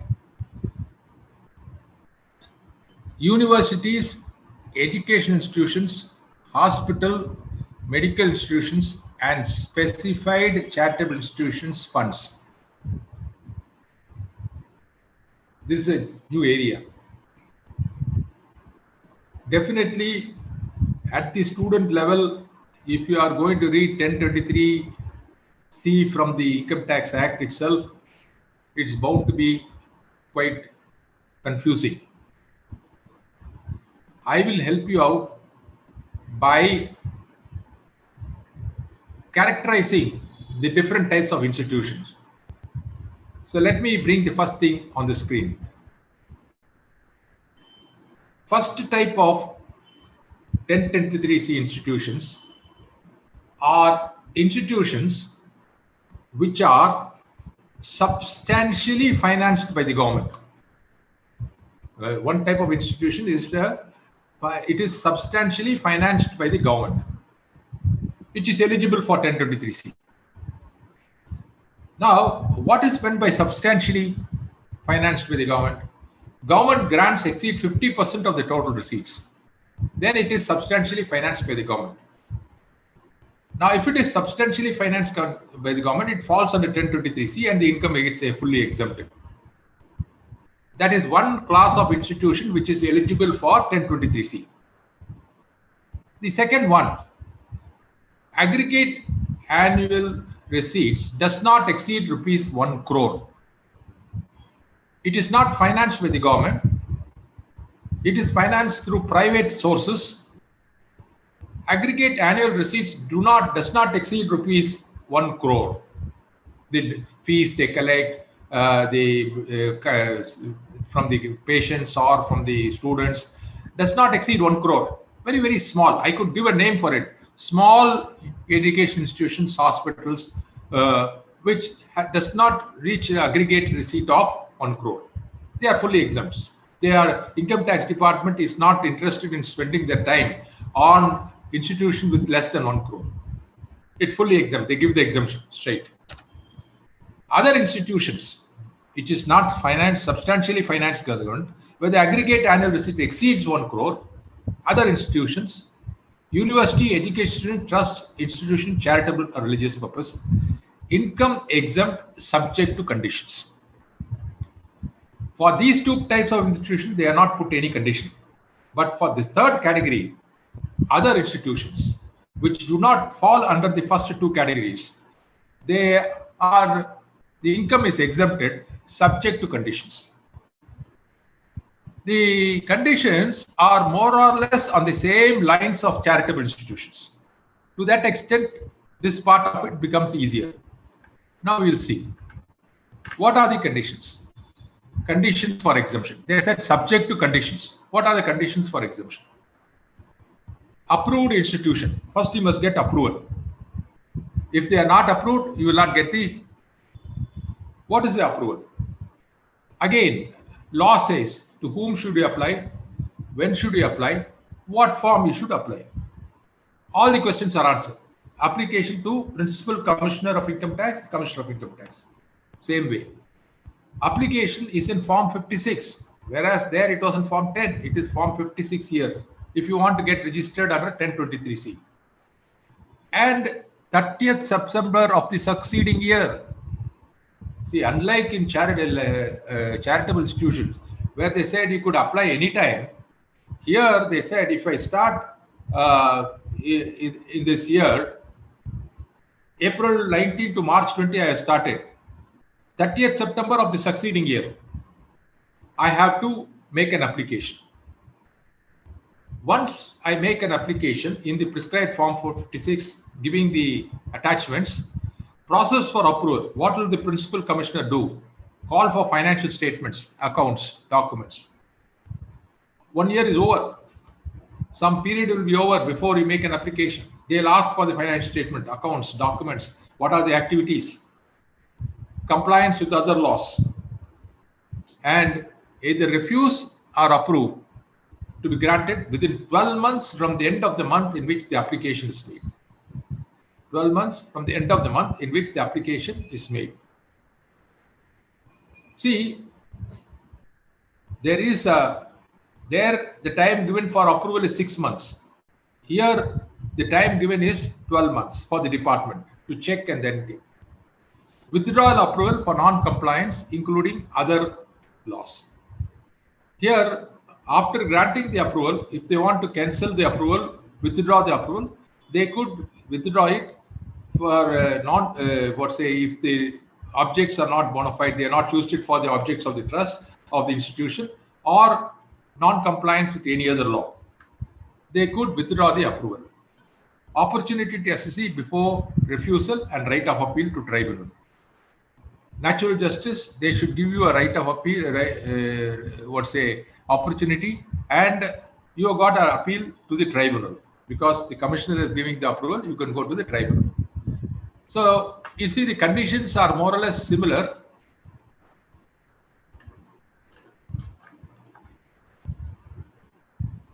More or less similar to the, excepting that there was no time limit for making an application there. Here, there's a time limit, 30th September subsequent year.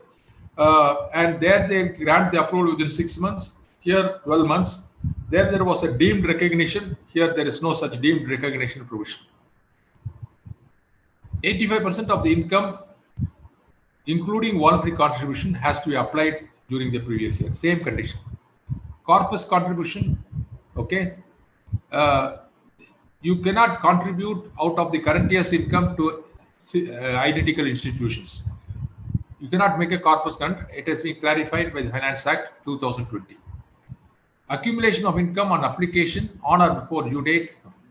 See, one thing which is significant is in 23C, there is no deemed application of income. There they said, if you are not able to apply 85% for a practical reason, say non-receipt of income or for any other reason, then you could make an application and extend, take it to the next year. It's a deemed application. But the concept of deemed application is not applicable for 1023C. Only accumulation is permitted. Accumulation of income on or before due date for filing of return. You could make an application. Maximum permitted, just like that. Maximum is 5 years. Contribution from current year's income to corpus of other registered institution will not be treated as application. Contribution from accumulated income to other registered. See, out of accumulated income, same thing. Whatever we discuss in the charitable trust is applicable here also. Out of the current year's income, you cannot contribute to the corpus of any other registered institution. Out of the accumulated income, you cannot make any contribution. You cannot make any contribution to any other approved registered institution. Accumulation to kept only in specified investments. Application of income subject to disallowance provisions. All of these things are same. Therefore, I am not taking time to explain this. Business carried on by institutions. Business must be related to the objects, maintenance of separate books, same conditions. Receipts from business should not exceed 20% of total receipts. If they exceed, then the exemption will be denied. If it exceeds, the income will be subject to tax even without withdrawal of approval. So you will see it's a mirror of the provisions for charitable trust, mirror image of the exemptions on section 10 other than section 10(1) denied. So you cannot claim, just imagine if this education institution is going to have some investment in government securities, interest on the government securities, they came under 1015 of the Income Tax Act. And that interest they also claim under Section 1023C of the Income Tax Act. That's not permitted. You are now coming under 1023C. Don't go to 1015 of the Income Tax Act. You are not permitted to go to 1015. Other than 10.1. 10.1 is agricultural income. No depreciation on assets considered as application. Disallowance provisions shall apply. File return within time permitted on 39.1, 31st October. Subject to audit if the income before giving exemption Section 10 exceeds threshold limit. Now, do you find that the conditions are repetitive in nature? That is why I did the charitable trust first and then came to this, so that this becomes relatively easier. By going through this, you have once again familiarized yourself with the conditions, and we have explained all the conditions once again. So this is the provisions regarding what is the 1023C institutions. Now we will come to two more things in the heading. If you see, charitable institutions, 1023C institutions, political parties, and electoral trust. Electoral trust. Now 13A talks about political party. It's very simple. That's why I have not included in the presentation. Point number 1, the political party must be a registered political party. If it is unregistered, it will not qualify for exemption. Point number 2, just a minute, I'll come.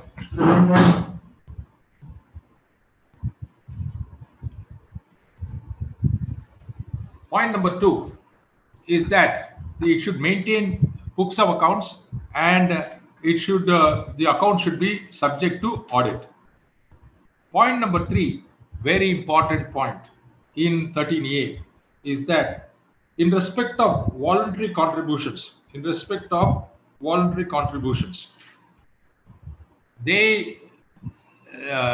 should have the details of the persons who contribute. They have to give the details of the persons who contribute more than 20,000 rupees. In excess of 20,000 rupees, if they contribute, they should maintain the names and addresses of the contributors. It cannot be anonymous. So up to 20,000 rupees, they could collect. About 20,000 rupees, if they are collecting from any person, they should give the names and addresses of the. And one more condition has been added. This is where I would like to give some emphasis. It is added from Finance Act 18 onwards. Anyhow, I would like to give some emphasis for this. What is that? The emphasis I would like to give is, if they are collecting a donation about 2,000 rupees, a contribution about 2,000 rupees, it should be done only through means of banking transactions, electronic mode of remittance or a check. It should come like that.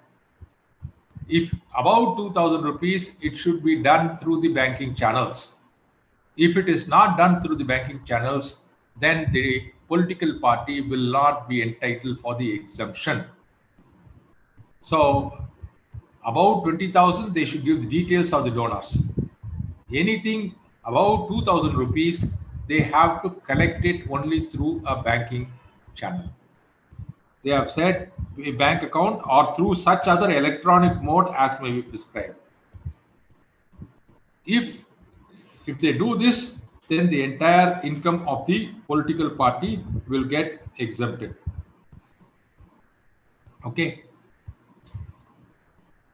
When this contribution, they could also collect electoral bonds.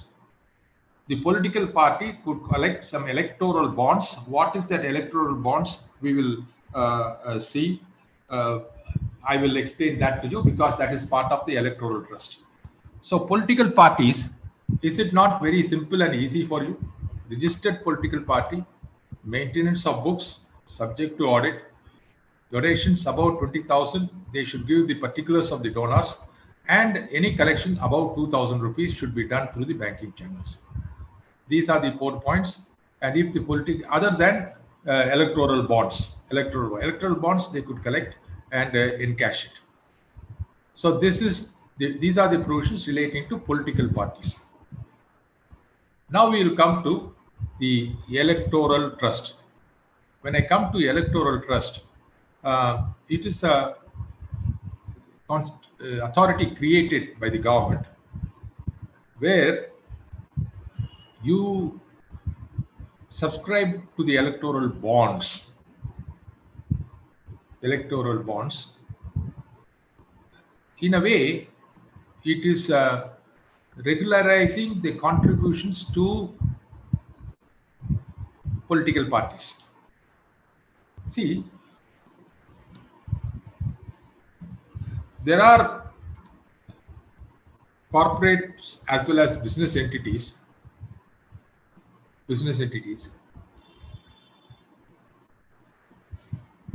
which would like to contribute to a political party.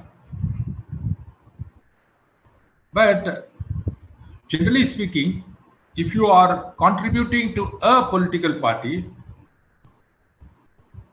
if you get a visibility in that fashion, then it is not good for any corporate entity. You should not get identified with any political party.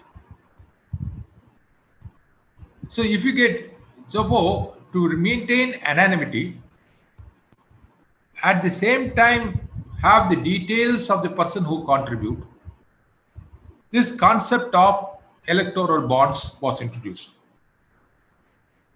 Say a corporate entity, X entity, wants to contribute. They will subscribe to the electoral bonds issued by the electoral trust. The electoral trust will issue these bonds, and any corporate entity could buy it. So the KYC of the contributor will be done by the electoral trust, and they'll give you a bond, 50,000 bond, 1 lakh bond, 5 lakhs bond, like this they'll give you bond. And you could give that bond to any political party you like. The political party will know that you have contributed, and the political party will deposit this electoral bond in his account and get credited. As far as the public is concerned, they will not know who will contribute it so long as it is an electoral bond. So the electoral trust duty is to collect these type of things and give it to the various parties. And there's a time frame within which the electoral trust has to do all these things. So the electoral trust is nothing but say pass-through entity, and hence the electoral trust income is exempted under 13 capital B of the Income Tax Act. The only condition is that it should be registered. Electoral trust should distribute 95% of the aggregate donation received by it to the political parties, and the electoral trust should function in accordance with the rules. So nothing much to explain as far as the electoral trust is concerned, but you must understand the concept. So this is in short is the provisions. I would request all the students to go through the previous question paper, the postponed examination because of the pandemic. You just go through that paper, and there is a question on charitable trust. Okay, try to work out a solution independent after just listening to my presentation.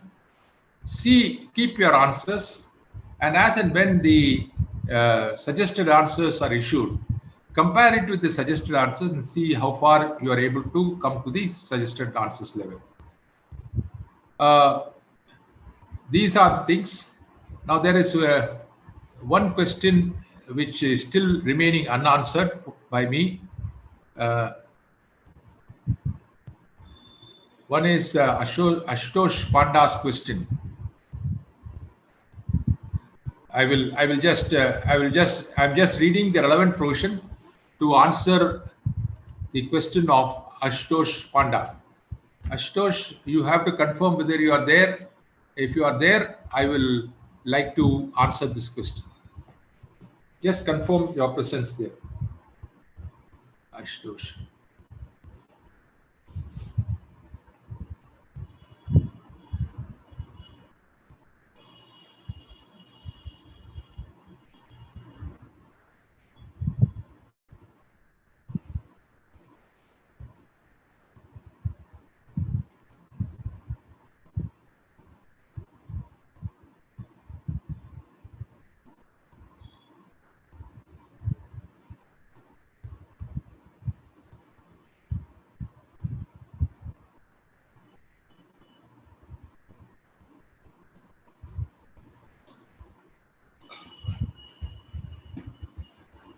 Yes.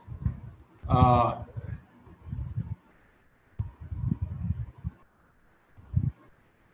Padmanabhan's question is, what is the difference between charitable trust under 1023C and trust under 11? Okay. Uh, Padmanabhan and the others who are participating, in section 11, they will create the trust which comes under 11 are regular charitable trust for the public at large. But under section 1023C, the government can identify a particular area segment which is of national importance, and may create a separate fund for it.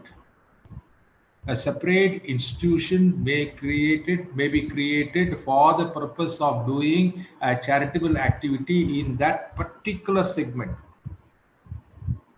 Just for example, I will tell you, you take this pandemic for example. If there are many people of weaker sections are affected, or if there are people who are affected, and the government wants to give special emphasis for this, they may create an institution and approve an institution in 1023C for giving specialized treatment to the less fortunate people in this pandemic situation affected by this pandemic. Similarly, there could be a natural catastrophe or uh, tragedy which happens, and the government wants to recognize help the people affected by that tragical event. So they may create it. So in such type of national things, they may try to create a charitable institution under 1023C, wherein donations, contributions will flow from all over India and internationally also, and they will use it for the purpose. So it is only for very, very significant, important things they will get approval under 1023C for charitable activities. Otherwise, 1023C is basically for hospitals, medical institutions, universities, and education institutions. It is not for charitable things. But they added that also, and a few funds have been notified under that, notified under Section 1023C of the Income Tax Act. One more question, which was quite important, is that under the accredited income, the question was asked whether a contribution to another registered institution under 12A only will be allowed, or even 2023C institution will be allowed. That was a question which was asked. Just give me a minute's time. I am referring to the act and giving my view.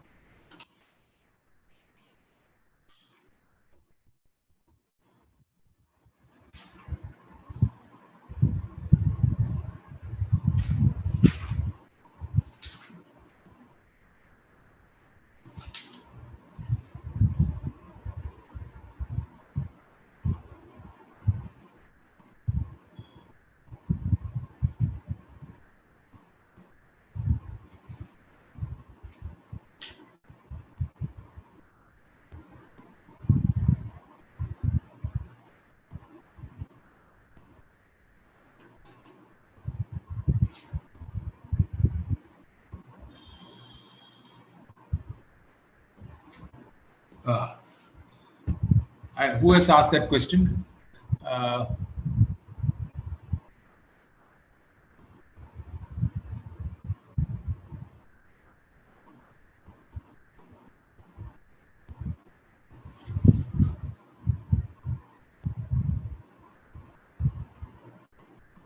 yes, okay. Uh, Ashutosh Panda is correct there. A provision says the trust gets converted into any form other than an institution eligible for 12A exist tax will be levied.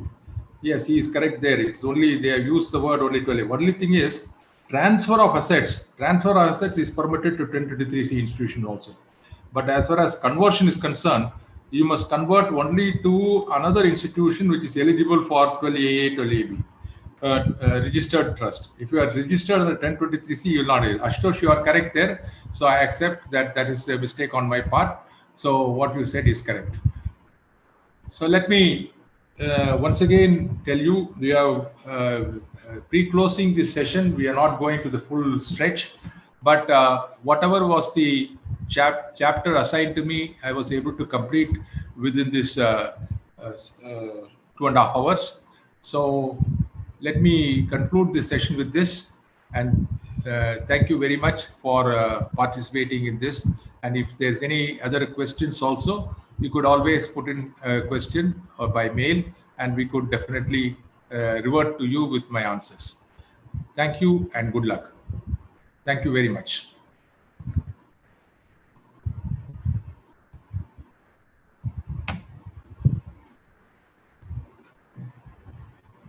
Jay, Jay,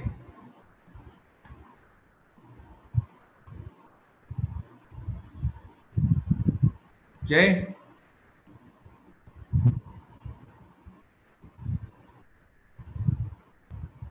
Jay.